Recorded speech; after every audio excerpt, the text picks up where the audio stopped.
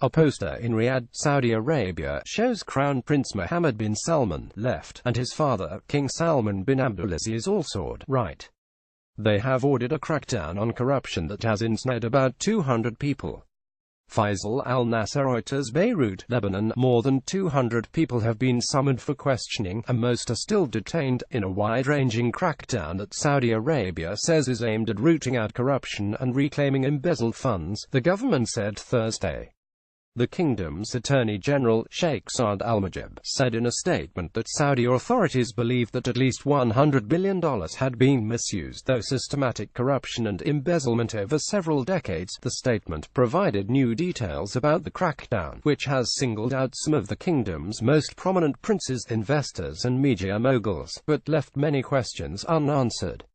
The government has portrayed the arrests as a crackdown on corruption, but critics see the detentions as an effort by the Saudi Crown Prince, Mohammed bin Salman, to neutralize any remaining power centers in the kingdom that could challenge his rule. They also note that in a monarchy like Saudi Arabia, the blurry lines between public and private money make it unclear what exactly qualifies as corruption. In the statement, Sheikh Saad said that 208 people had been summoned for questioning and that 7 had been released without being charged. The arrests, he said, were based on 3 years of investigations that produce very large evidence. It was unclear which body had carried out the investigation since the Supreme Anti-Corruption Committee that is leading the campaign was created only hours before the first arrests were made on Saturday. The statement did not name any of those arrested, who include 11 princes, like Al-Walid bin Talal, the kingdom's most famous investor, and Mutayb bin Abdullah, the former head of the National Guard and a son of the previous king. No charges have been publicly specified, and it is not clear what legal process would be used to prosecute the accused. Saudi Arabia, an absolute monarchy, whose judicial system follows Sharia law and has no notable record of trying corruption cases. The government has said the anti-corruption campaign was a necessary part of Prince Mohammed's efforts to clean up the economy to attract international investors. Analysts, however, have said that the arrests could scare investors and international companies.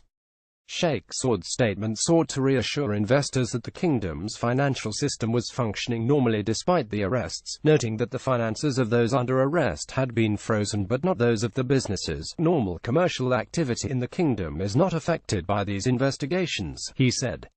Only personal bank accounts have been suspended. Companies and banks are free to continue with transactions as usual. President Trump has strongly backed King Salman and the Crown Prince over the crackdown, saying on Twitter that they know exactly what they are doing.